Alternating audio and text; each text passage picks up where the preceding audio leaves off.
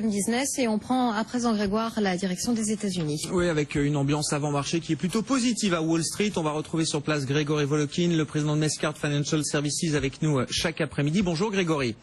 Bonjour Grégoire. Je le disais, la semaine a démarré du bon pied chez nous. Ça va être à peu près la même chose chez vous à New York dans moins d'une demi-heure maintenant. Oui, c'est l'impression qu'on a et je vous dirais, il ne faut pas chercher très loin la raison.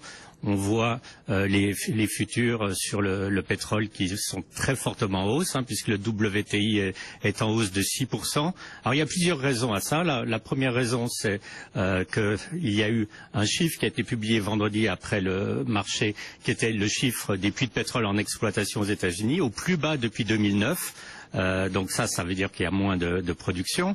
Le commentaire de l'IEA qui dit que les pays hors OPEP commencent à diminuer leur production, c'est aussi positif.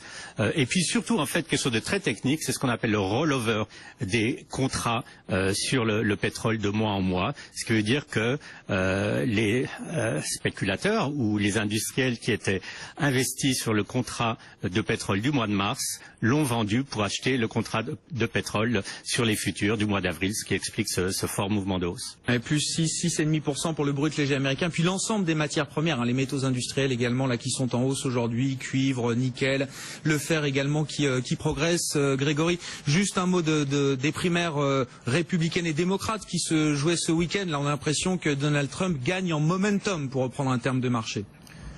Oui, et ce qui est intéressant, c'est que Donald Trump, même s'il n'a pas la majorité des électeurs républicains, parce que quand il gagne avec 32, 33 ou 34%, mathématiquement, ça pourrait lui suffire pour avoir la nomination. Pourquoi? C'est parce que dans beaucoup d'États, c'est le vainqueur qui emporte tous les délégués. Et tant qu'il y a des candidats derrière qui se partagent les voix, et pour le moment, après le départ de Jeb Bush, il reste évidemment Cruz et Rubio qui vont toujours se partager la deuxième et troisième place. Ça va permettre à Donald Trump, dans beaucoup d'États, d'emporter donc le maximum de délégués. Donc c'est une situation vraiment nouvelle pour les républicains, mais il semble en ce moment, en tout cas, que Donald Trump pourrait emporter cette nomination. Merci Grégory, on vous retrouvera après l'ouverture de Wall Street. On attend une ouverture en hausse sur les marchés américains dans une vingtaine de minutes. Et puis les chiffres du jour, la stat du jour en zone en positif après 20 minutes de séance. On est de retour dans une seconde à New York avec Grégory Volokin. Les trois indices américains qui gagnent 1% et plus cet après-midi. Et le CAC 40 donc qui renoue avec les 4300 points en séance. On a effacé grosso modo les trois quarts de la baisse enregistrée depuis le début du mois de février. On était parti à 4404 points au début du mois de février pour tomber à 3900 points au plus bas et on se retrouve donc à 4003 aujourd'hui en progression d'1,8%.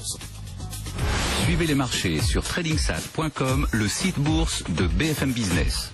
BFM Business, Intégral Bourse, premier quart d'heure de cotation à New York. On retrouve donc Grégory Volokin, le président de Mescart Financial Services à New York, en duplex vidéo avec nous. Rebonjour Grégory. Les marchés américains bien orientés pour démarrer la semaine, je le disais, c'est sans doute à mettre en grande partie sur le compte des matières premières, le pétrole, mais l'ensemble des métaux industriels là, qui sont également en train de rebondir. Exactement, nous avons le même profil que vos marchés. Je regardais tout à l'heure des titres tels que Alcoa dans l'aluminium en hausse de 5%, Freeport dans le cuivre en hausse de 7 ou 8%, Rio Tinto qui est dans le métaux métallurgique en hausse de 6% aussi, donc vraiment la même dynamique.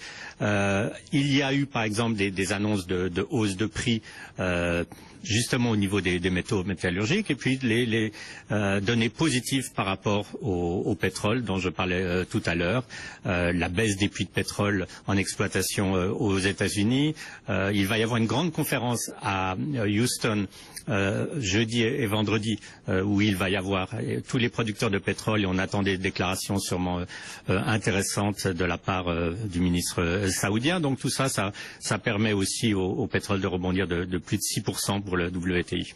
Bon, et puis alors, dans l'actualité, là, ça fait partie des feuilletons qu'on suit avec vous depuis plusieurs jours, ce bras de fer entre Apple, le FBI, la justice américaine, maintenant le gouvernement, hein, parce que voilà, le gouvernement est entré également dans le jeu, ainsi que les victimes de la tuerie de San Bernardino, on le rappelle, donc le téléphone d'un des auteurs de cette fusillade survenue il y a quelques mois en Californie. La justice demande à Apple de hacker l'iPhone et Apple dit non, au nom de des données privées et des libertés individuelles, hors de question que je hack mes propres téléphones, ce serait un précédent beaucoup trop grave. Donc il y a un certain nombre d'injonctions là qui arrivent de la part du gouvernement pour tenter de faire plier Apple. Oui, alors il y a un calendrier qui est en train de se mettre en place. Alors première chose sur ce calendrier, c'est demain en fait où Apple appelle ses utilisateurs, ses clients, de manifester devant les magasins. Donc ça sera déjà intéressant de voir si devant le magasin d'Apple qui est en bas de chez nous, ils arrivent à attirer du monde. Pour le moment, quand on questionne les utilisateurs d'Apple, la moitié disent que le FBI a raison. C'est assez intéressant de voir qu'en fait, pour le moment, Apple n'a pas du tout ramené derrière eux une masse ou une majorité de gens qui sont favorables à leur position. Alors l'autre chose à dire, c'est que Apple a jusqu'à vendredi pour faire appel à cette décision de justice. Ils vont évidemment le faire et je pense qu'on va se diriger aussi vers des auditions au Congrès. C'est absolument une façon naturelle de faire aussi avancer les choses dans notre démocratie. Et on pourrait tout à fait imaginer voir Tim Cook assis à côté du directeur du FBI se faire interroger par les sénateurs ou par les représentants. Ouais, il demande même Apple une commission d'experts là dédiée justement à ces questions technologiques et la vie privée et les données personnelles privées là. C'est exactement ça. Le gros problème, c'est que trouver des experts parmi les politiciens américains, ça va être très très très difficile.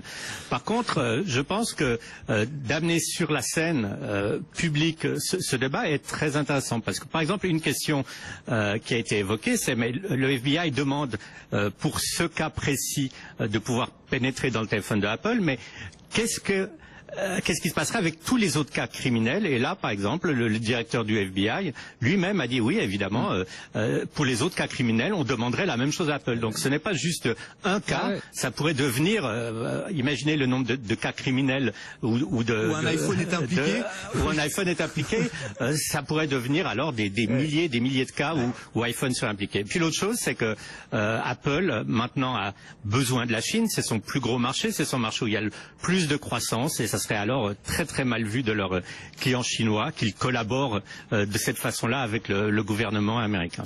Quelques news en dehors du feuilleton Apple, Grégory, des news qui concernent des entreprises. Alors là, on est dans le secteur alimentaire. Si je dis aux auditeurs que Cisco rachète Brakes Group, ça nous parle pas des masses. Et pourtant, Brakes, c'est un groupe important sur le marché français.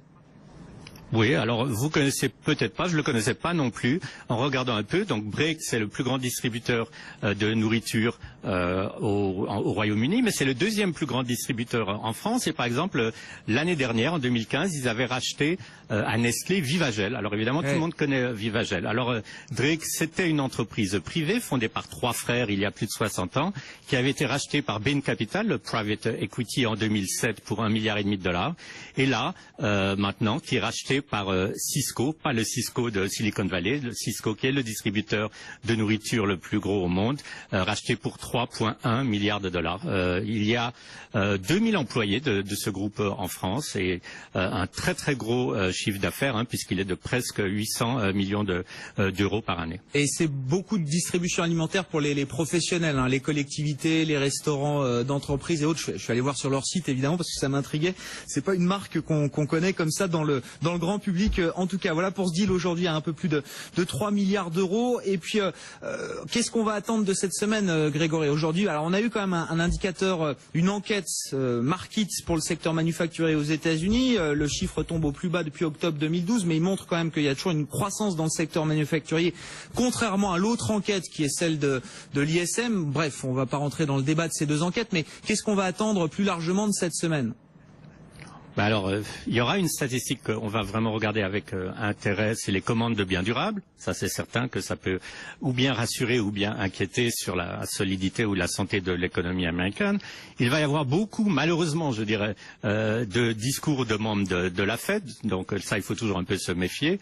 Autrement, il va y avoir les résultats de compagnies qui sont alors très importantes au niveau justement de la consommation et de la distribution. Je parlerai de Home Depot, je parlerai d'un Target. Et puis, on va avoir à la fin de la semaine la révision du produit national brut pour le 4e trimestre. Et ce qui va être intéressant, c'est qu'il était arrivé déjà relativement faible, à 0,7% de croissance, mais on attend une révision même plus basse que ça, à 0,5%. Donc, ça sera la confirmation que l'année avait terminé avec un ralentissement aux États-Unis. Et pour le moment, on a l'impression, par exemple, avec les chiffres de production industrielle et de consommation, que c'est un peu reparti en avant à partir du mois de janvier. Ouais, c'est ce qu'on espère, une réaccélération de l'économie américaine au premier trimestre. Il y a le modèle de la Fed d'Atlanta qui est regardé chaque semaine, le modèle GDP Now, donc qui mesure à l'instant T avec les statistiques les plus récentes ce que ça pourrait donner en termes de croissance trimestrielle. Je crois que voilà, on était à 2,7% la semaine dernière et sur la semaine écoulée, voilà, on calcule désormais un PIB qui sera en croissance de 2,6% sur le premier trimestre, sachant qu'on est seulement à la moitié du premier trimestre. Donc on attendra un petit peu avant de se réjouir, mais voilà, on aura donc toutes ces données, notamment la donnée finale du 4e trimestre pour la croissance américaine en fin de semaine. Merci beaucoup Grégory, bonne séance à vous sur les marchés. On se retrouve demain chaque après-midi avec nous, Grégory Volokin, le président de Mescard Financial Services, les marchés américains.